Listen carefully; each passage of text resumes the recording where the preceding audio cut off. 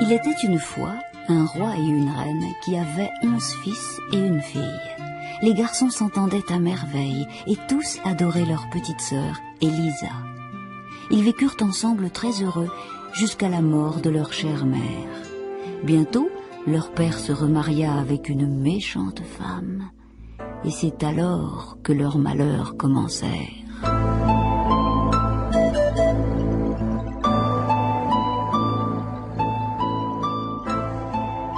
La nouvelle reine envoya la petite fille vivre chez des paysans dans une ferme éloignée, puis dit tant et tant de mal des 11 garçons au roi que celui-ci finit par ne plus s'occuper d'eux. La marâtre, qui était en fait une sorcière, voulut ensuite s'en débarrasser en les transformant en affreux oiseaux noirs. Elle les réunit et lança d'une voix effrayante: « Envolez-vous dans le vaste monde et ne revenez jamais !» Cependant, elle ne réussit qu'à moitié, car ce furent 11 magnifiques cygnes sauvages qui s'envolèrent alors par les fenêtres du palais. Ils planèrent un instant au-dessus de la ferme où habitait leur sœur, comme pour lui dire adieu, puis disparurent dans les nuages. Élisa ignorait tout cela. Le soir, elle s'endormait en pensant à ses frères, et le jour, les doux rayons du soleil qui caressaient ses joues lui rappelaient leurs tendres baisers.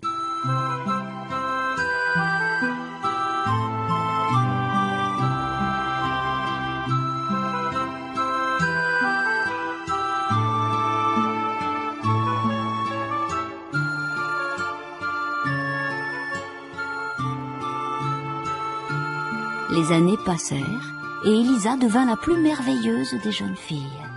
Le jour de ses 15 ans, son père demanda à la revoir. La sinistre reine la fit donc venir au château. Mais lorsqu'elle vit combien elle était belle, elle en fut terriblement jalouse. Elle alla lui préparer un bain, puis ordonna à 3 crapauds: « Toi, tu te poseras sur la tête d'Élisa pour qu'elle devienne idiote. Toi, sur son visage pour qu'elle devienne laide. Et toi sur son cœur pour qu'elle devienne méchante. »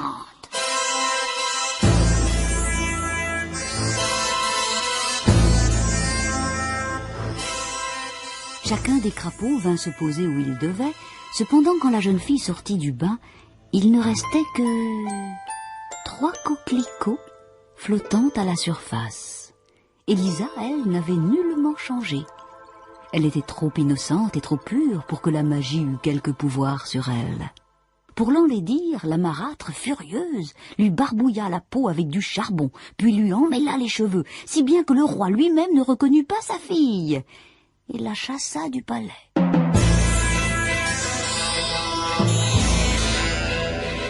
Élisa courut toute la nuit dans la forêt, et s'endormit au petit matin près d'une source. Lorsqu'elle se réveilla, elle se pencha sur l'eau claire et fut épouvantée par son reflet. Alors elle se lava, se peigna et repartit au hasard. Bientôt, elle rencontra une vieille femme à qui elle demanda: « Madame, n'auriez-vous pas croisé 11 chevaliers ?»« Non, ma belle enfant, non. Mais hier j'ai aperçu 11 cygnes blancs portant des couronnes d'or. Ils nageaient sur la rivière près d'ici. » répondit la vieille femme en lui indiquant la direction. Élisa la remercia et suivit le cours d'eau jusqu'à la mer, qu'elle découvrit plus immense encore que dans son imagination.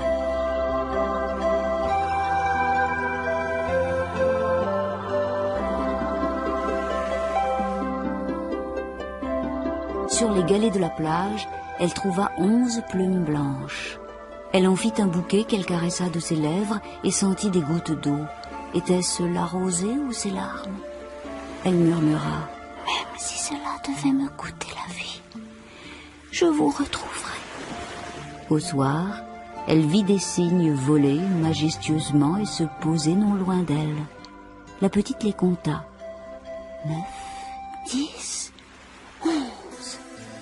Et à l'instant même où le soleil disparut à l'horizon, les cygnes se transformèrent en 11 jeunes hommes. Ses frères! Élisa poussa un cri et se précipita vers eux. Tous laissèrent éclater leur joie et, très émus, s'embrassèrent en pleurant. Ils lui racontèrent alors le mauvais sort dont ils étaient victimes. Tant qu'il faisait jour, ils volaient comme tous les oiseaux. Mais dès que le soleil se couchait, ils redevenaient des hommes. Ils habitaient de l'autre côté de l'océan et ne pouvaient revenir dans le pays de leur père que 11 jours par an. Pour faire ce voyage, il leur fallait un jour, une nuit, puis une autre journée. Et pendant cette nuit, il n'y avait pour se poser et reprendre forme humaine qu'un unique petit rocher sur lequel ils avaient tout juste le temps d'atterrir. Sans lui, ils seraient précipités dans l'eau et se noieraient. L'aîné ajouta tristement, « Et aujourd'hui, c'était notre 10e jour. Demain, il nous faudra repartir, petite sœur, pour ne revenir que dans un an. »« Oh, emmenez-moi avec vous. Emmenez-moi, » supplia Élisa.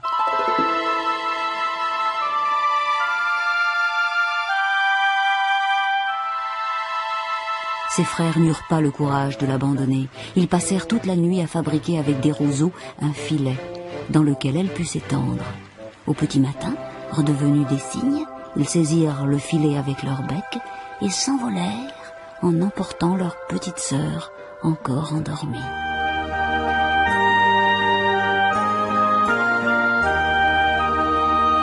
Ils volèrent ainsi tout le jour, très haut dans les nuages, au-dessus de la mer. Le soir, Élisa vit avec inquiétude le soleil descendre sur l'horizon. Ses frères allaient bientôt se transformer en hommes, et elle n'apercevait pas ce rocher qu'ils devaient atteindre avant la nuit. Le soleil était maintenant à demi caché par les flots, et Élisa ne voyait toujours rien à la surface de l'eau. Elle frémissait, l'angoisse l'étouffait lorsqu'enfin apparut le minuscule rocher. Ils réussirent à se poser juste à temps.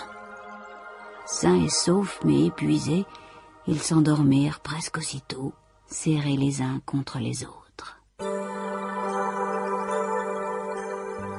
Ils repartirent à l'aube et arrivèrent dans la soirée au pays des montagnes bleues.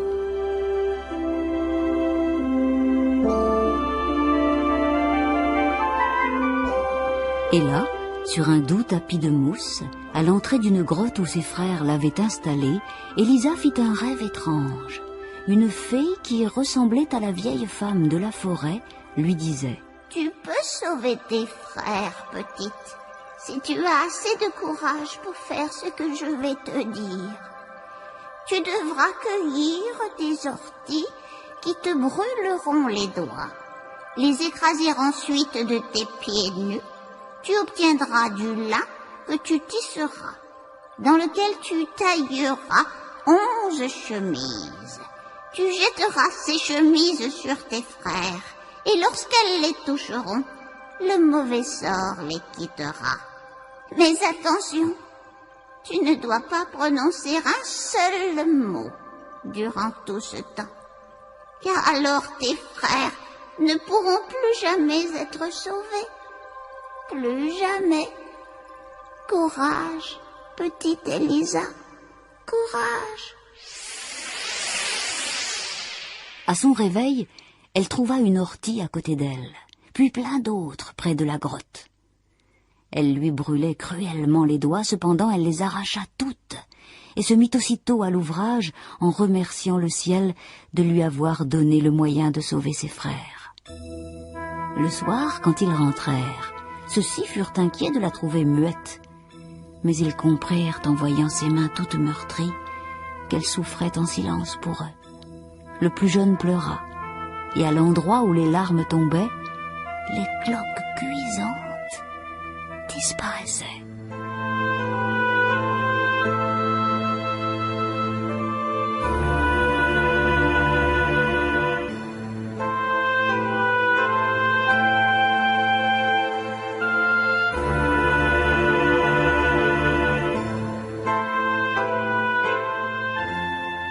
Le lendemain, alors que ses frères s'étaient de nouveau envolés, des chasseurs s'approchèrent de la grotte. Le plus beau d'entre eux, qui était le prince du royaume, aperçut Élisa. Il n'avait jamais vu de fille aussi belle. « Qui es-tu, charmante demoiselle? Comment peux-tu vivre ici ?» Il la pressa de 1000 autres questions sans obtenir d'elle la moindre réponse. Alors il la hissa sur son cheval pour l'emmener chez lui. Soudain les yeux d'Élisa s'inondèrent de larmes, et il murmura « Ne crains rien, je ne veux que ton bonheur. »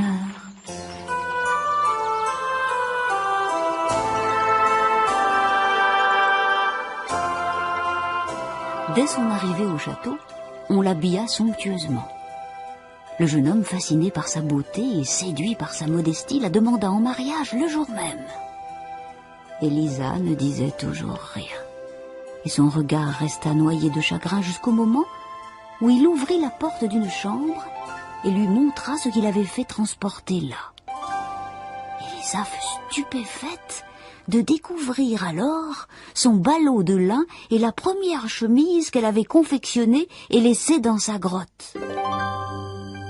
Le prince avait voulu lui faire plaisir, devinant que c'était important pour elle. Un sourire reconnaissant apparut alors sur les lèvres de la jeune fille. Émue, elle baisa les mains de ce prince si sensible. Les noces furent célébrées et la charmante muette de la forêt devint la princesse du pays.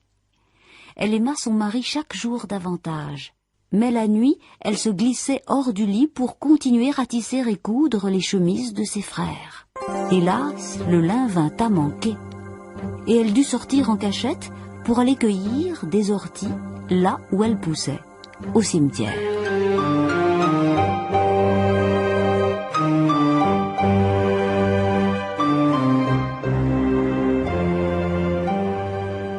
Par une nuit de clair de lune, un conseiller du royaume la surprit sortant du cimetière. Comme en ce temps-là on croyait qu'il n'y avait que les sorcières pour fréquenter la nuit le cimetière, il courut prévenir le prince. Celui-ci ne voulut pas le croire, mais troublé, il suivit lui-même sa femme et constata la mort dans l'âme, que le conseiller disait vrai.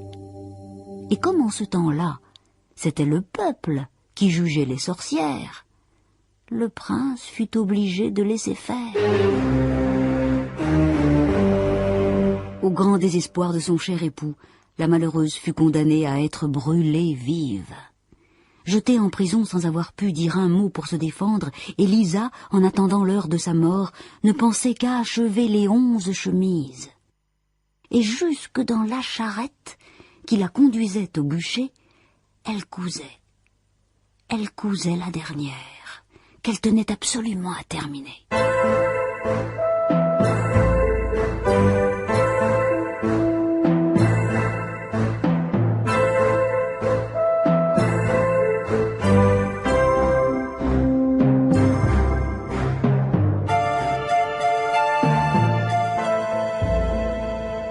Au moment où le bourreau voulut la faire descendre pour la livrer aux flammes du bûcher, 11 cygnes vinrent se poser autour d'elle, comme pour la protéger. La foule qui l'injuriait recula de surprise. Élisa jeta vite les 11 chemises sur les grands oiseaux blancs qui retrouvèrent immédiatement leur forme humaine.